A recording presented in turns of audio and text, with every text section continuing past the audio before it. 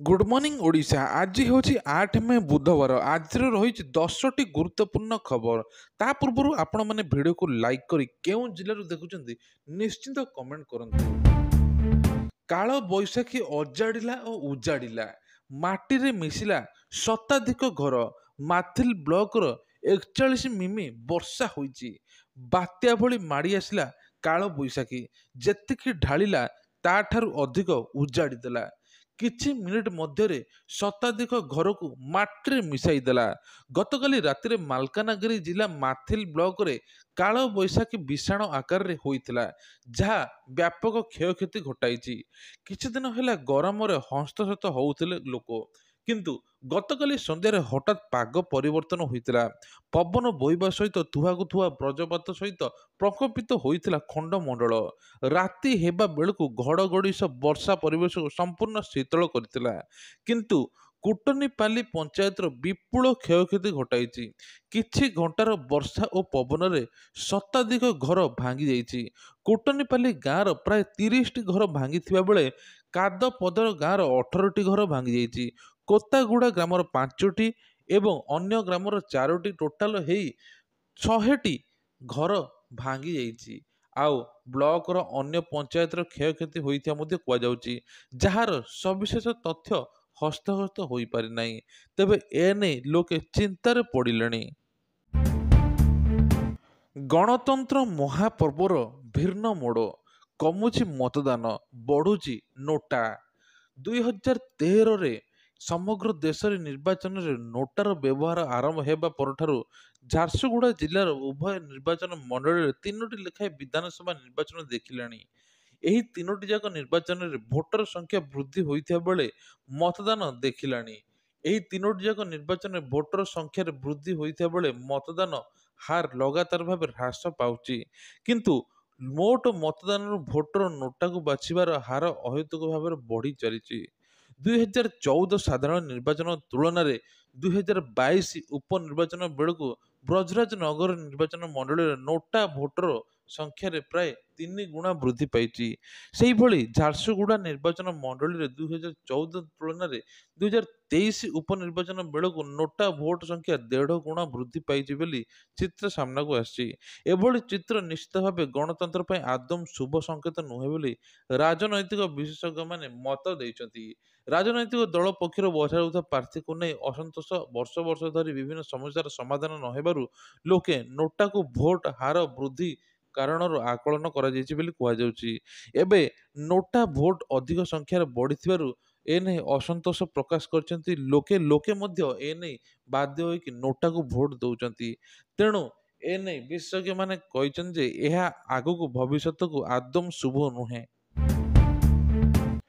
Online ଟ୍ରେଡିଂରେ ଫସିଲେ Dhamra port ଅଧିକାରୀ। ଦୁବାଇରୁ ନିୟନ୍ତ୍ରଣ ହେଉଛି ର୍ୟାକେଟ୍। ତେଣୁ ଧାମରା ପୋର୍ଟର ମାନବ ସମ୍ବଳ ଅଧିକାରୀ ଏବେ ସାଇବର ଅପରାଧୀ ଜାଲରେ ଫସିଛନ୍ତି। ଅନଲାଇନ୍ ଟ୍ରେଡିଂରେ ଆମେରିକା ଡଲାର ରୋଜଗାର କରିବା ଲୋଭ ଦେଖାଇ ଦୁର୍ବୃତ୍ତମାନେ ତାଙ୍କଠାରୁ 60,95,000 ଟଙ୍କା ଲୁଟି ନେଇଛନ୍ତି। ତେଣୁ ଆପଣମାନେ ବି ସାବଧାନ ହୋଇଯାନ୍ତୁ। ଏଭଳି ଚର୍ଚ୍ଚିତ ସାଇବର ଠକେଇ ମାମଲାରେ କ୍ରାଇମବ୍ରାଞ୍ଚ ଗୁଜରାଟର ଅହମ୍ମଦାବାଦର 4 ଜଣଙ୍କୁ ଏଜେଣ୍ଟଙ୍କୁ ଗିରଫ କରିଛି। ଏହି ମାମଲାରେ ଆହୁରି 9 ଜଣ ସମ୍ପୃକ୍ତ ଅଛନ୍ତି। ସେମାନଙ୍କୁ ଗିରଫ କରିବାକୁ କ୍ରାଇମବ୍ରାଞ୍ଚ ଦେଶର ବିଭିନ୍ନ ସ୍ଥାନରେ ଚଢ଼ାଉ କରୁଛି। ଏନେଇ କାରବାର ପଛରେ ମାଷ୍ଟରମାଇଣ୍ଡ ଦୁବାଇରୁ ନିୟନ୍ତ୍ରଣ ହେଉଛି ବୋଲି ଜଣାପଡ଼ିଛି। ତେଣୁ ଆପଣମାନେ ବି ସତର୍କ ରୁହନ୍ତୁ। କୌଣସି ଏମିତି ଟ୍ରେଡିଂ ଆପ୍ରେ ଫସନ୍ତୁ ନାହିଁ, ଯାହାଫଳରେ ଆପଣଙ୍କ ଟଙ୍କା ମଧ୍ୟ ଗାୟବ ହୋଇପାରେ। ଗୌତମ ଅଦାନୀ ଅହମ୍ମଦାବାଦରେ ଦେଲେ ଭୋଟ, ଜାଣନ୍ତୁ ମତଦାନ ପରେ କ'ଣ କହିଲେ। ଅଦାନୀ ଗ୍ରୁପର ଚେୟାରମ୍ୟାନ୍ ଏବଂ କୋଟି କୋଟି ଟଙ୍କାର ବ୍ୟବସାୟ ଗୌତମ ଅଦାନୀ ଆଜି ଭାରତରେ ଚାଲୁଥିବା ବେଳେ ଏବେ ନିର୍ବାଚନ ଭୋଟ ଦେଇଛନ୍ତି। ସେ ଗୁଜରାଟର ଅହମ୍ମଦାବାଦରେ ନିଜ ଅଞ୍ଚଳରେ ପୋଲିଂ ବୁଥ୍ ଯାଇ ଭୋଟ ଦେଇଛନ୍ତି। ଲୋକସଭା ନିର୍ବାଚନ ପାଇଁ ତୃତୀୟ ପର୍ଯ୍ୟାୟରେ ମତଦାନ ପ୍ରକ୍ରିୟା ଚାଲୁ ରହିଛି। ଶିଳ୍ପପତି ଗୌତମ ଅଦାନୀ ଅହମ୍ମଦାବାଦର ଲାଇନରେ ଠିଆ ହୋଇ ନିଜର ମତ ସାବ୍ୟସ୍ତ କରିଛନ୍ତି। ଗୌତମ ଅଦାନୀ ଭୋଟ ଦେବା ପରେ ସାମ୍ବାଦିକଙ୍କ ସହିତ କଥା ହୋଇଛନ୍ତି। ସେ କହିଛନ୍ତି, ଆଜି ଭୋଟ ଦେବା ପରେ ଆଜି ଗଣତନ୍ତ୍ର ପର୍ବ ଅଟେ। ତେଣୁ ମୁଁ ଲୋକଙ୍କୁ ନିବେଦନ କରୁଛି ସେମାନେ ବାହାରକୁ ଆସି ଭୋଟ ଦିଅନ୍ତୁ। ଭାରତ ଲଗାତାର ଆଗକୁ ବଢ଼ୁଛି ଏବଂ ଏନେଇ ପ୍ରକ୍ରିୟା ଜାରି ରହିଛି। ଏମିତି କହି ଟ୍ୱିଟରରେ ଜଣାଇଛନ୍ତି ଗୌତମ ଅଦାନୀ। ଆଉ ଲୋକସଭା ନିର୍ବାଚନ 2024 ତୃତୀୟ ପର୍ଯ୍ୟାୟରେ ଆଜି ମଙ୍ଗଳବାର ଦିନ 12ଟି ରାଜ୍ୟ ଏବଂ କେନ୍ଦ୍ରଶାସିତ ଅଞ୍ଚଳରେ 93ଟି ସିଟ୍ରେ ମତଦାନ ହୋଇଛି। ଏଠାରେ ଭୋଟିଂ ସକାଳ 7ଟାରେ ଆରମ୍ଭ ହୋଇଥିବା ବେଳେ ଆଜି ପ୍ରଧାନମନ୍ତ୍ରୀ ନରେନ୍ଦ୍ର ମୋଦି ମଧ୍ୟ ଯାଇ ଭୋଟ ଦେଇଛନ୍ତି। ଗଞ୍ଜାମରେ ଦାଦନ ଅସରନ୍ତି ଯନ୍ତ୍ରଣା। 2023ରେ 40 ଜଣ ପ୍ରାଣ ହରାଇଥିଲେ। ଗଞ୍ଜାମ ଜିଲ୍ଲା ଶେରଗଡ଼ ବ୍ଲକର ସଦର ମହକୁମା ହରିଜନ ସାହିର କାଳୁ ଦାସଙ୍କ ପୁଅ ବଳରାମ ଦାସ 34 ବର୍ଷ ପରିବାର ପ୍ରତିପୋଷଣ ପାଇଁ ଘରୁ ପାଦ କାଢି ଚେନ୍ନାଇ ଯାଇଥିଲେ। କିନ୍ତୁ ମାତ୍ର ବର୍ଷକ ପରେ ଅର୍ଥାତ୍ ଗତ ବର୍ଷ ଡିସେମ୍ବର ମାସରେ ତାଙ୍କର ମୃତ୍ୟୁ ଖବର ପହଞ୍ଚିବାରେ ବାପା ମାଙ୍କ ଉପରେ ଦୁଃଖର ପାହାଡ଼ ଭାଙ୍ଗି ଯାଇଥିଲା। ସେହିପରି ବୁଗୁଡା ବ୍ଲକର ମଧ୍ୟ ବଳରାମ ନାୟକ ପରିବାର ପ୍ରତିପୋଷଣ ପାଇଁ 8 ବର୍ଷ ହେଲାଣି ସୁରତରେ ରହି କାମ କରୁଥିଲେ। ହଠାତ୍ ଅସୁସ୍ଥତା ହେବାରୁ ଆରପାରିକୁ ଚାଲି ଯାଇଥିଲେ। ଆଉ ପରିବାର ଲୋକେ ମଧ୍ୟ ଏନେଇ ବହୁତ ଦୁଃଖ ପ୍ରକାଶ କରିଥିଲେ। ଏମିତି ପାଖାପାଖି ବର୍ଷକୁ 40 ଜଣ ମୃତ୍ୟୁବରଣ କଲେଣି ବାହାରକୁ ଯାଇ। ଦାଦନ ଖଟି 40 ଜଣ ମୃତ୍ୟୁବରଣ କଲେଣି କେବଳ ଗଞ୍ଜାମରେ। ଆଉ ଗଞ୍ଜାମରେ ଦାଦନଙ୍କ ଅସରନ୍ତି ଯନ୍ତ୍ରଣା ଏବଂ ବାପା ମା ଛାଡ଼ିଛନ୍ତି ପୁଅ ବାହାରେ ଯାଇ ରୋଜଗାର କରିବ ଏବଂ ଆମକୁ ପୋଷିବ। ଆଉ ଏପଟେ ପୁଅମାନଙ୍କର ମୃତ୍ୟୁ ଖବର ଶୁଣି ବାପା ମା ଆଶ୍ଚର୍ଯ୍ୟ ହେଉଛନ୍ତି ଏବଂ ପାଦ ତଳ ମାଟି ଖସି ଯାଉଛି। ଗତ ବର୍ଷ ପାଇଁ ଜିଲ୍ଲା ଦାଦନରେ ଦୁଃଖର ବର୍ଷ ଥିବାବେଳେ 40ରୁ ଅଧିକ ଲୋକ ମୃତ୍ୟୁବରଣ କରିଛନ୍ତି। ତେବେ 2024ରେ ଆଗକୁ କ'ଣ ହେଉଛି ସେ ନେଇ ସୂଚନା କିଛି ଦିଆଯାଇ ନାହିଁ। କିନ୍ତୁ ଦାଦନଙ୍କ ପ୍ରକୃତ ସମସ୍ୟା ଦୁଃଖ ଜାଣିବାକୁ କେବେ କାହାର ଚିନ୍ତା ନାହିଁ। ଖାଲି ଭୋଟ ଭୋଟ କହୁଛନ୍ତି। ଏ ନେଇ ଗାଁ ଲୋକେ ମଧ୍ୟ କହିଛନ୍ତି ଆମ ପୁଅମାନେ ଦାଦନ ଖଟିବା ପାଇଁ ଯାଉଛନ୍ତି। ଓଡ଼ିଶାରେ ଏମିତି କିଛି ହୋଇନାହିଁ ଯେ ଯାହାଫଳରେ ଓଡ଼ିଶା ଛାଡ଼ିକି ସେ ବାହାରକୁ ଯାଉଛନ୍ତି ଏବଂ ଆମ ପିଲାମାନେ ବାହାରେ ଯାଇ ମରିଯାଉଛନ୍ତି। କେବଳ ସୁରଟରେ 3ରୁ 3.5 ଲକ୍ଷ ଲୋକ କେବଳ ଓଡ଼ିଶାରୁ ଯାଇ କାମ କରୁଛନ୍ତି। ପୁରୀ ବିଧାନସଭା ଆସନ ନବାଗତଙ୍କୁ ଅଡୁଆ ପରୁଖା ନେତା। ପୁରୀ ଜିଲ୍ଲାର ଅନ୍ୟତମ ଚର୍ଚ୍ଚିତ ଆସନ ହେଉଛି ପୁରୀ ବିଧାନସଭା। ପୂର୍ବତନ ବିଧାୟକ ଉମା ବଲ୍ଲଭରଥ କଂଗ୍ରେସ ଟିକେଟ ପାଇବା ପରେ ଏଠି ଜୋରଦାର ଲଢ଼େଇ ଆରମ୍ଭ ହେବାକୁ ଯାଉଛି।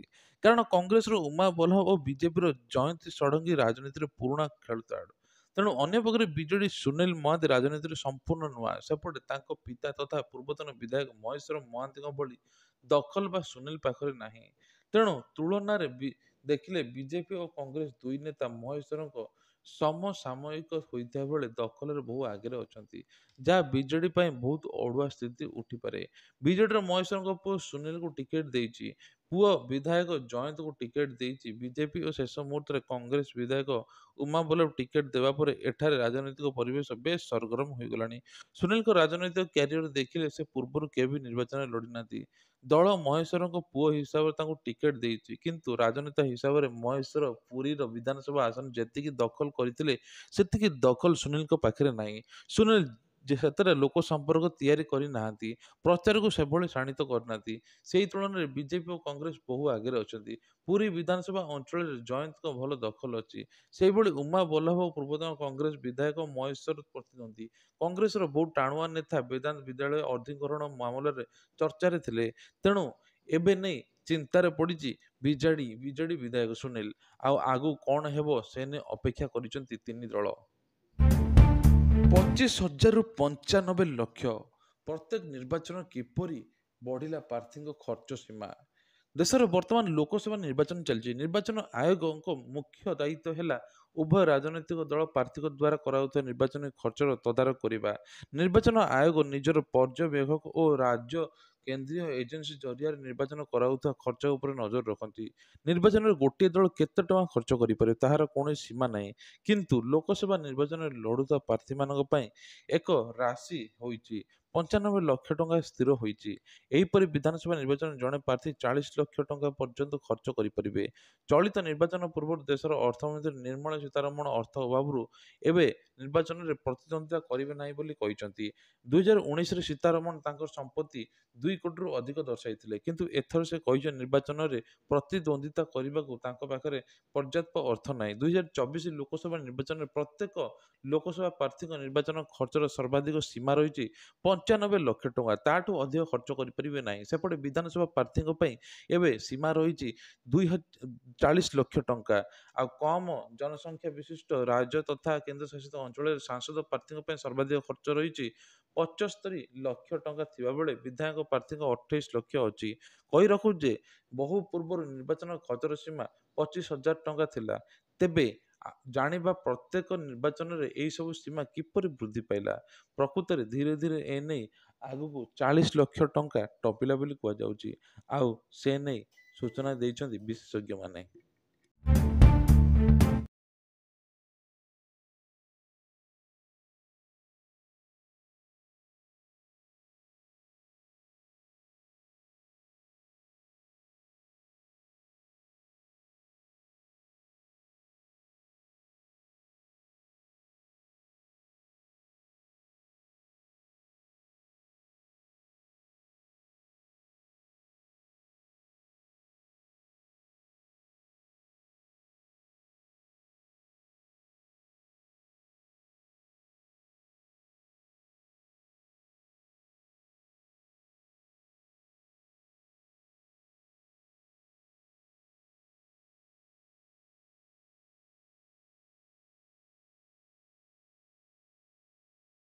ଆସିଥାନ୍ତି କିନ୍ତୁ ଏଠି ଦେଖିବାକୁ ମିଳେ ଲୋକଙ୍କର ଭିଡ଼ ଆଉ ଭିକାରୀ ମାନଙ୍କର ପ୍ରବଳ ଭିଡ଼ ଥାଏ। ଆଉ 400ରୁ 500 ଭିକାରୀ ବସିଥାନ୍ତି।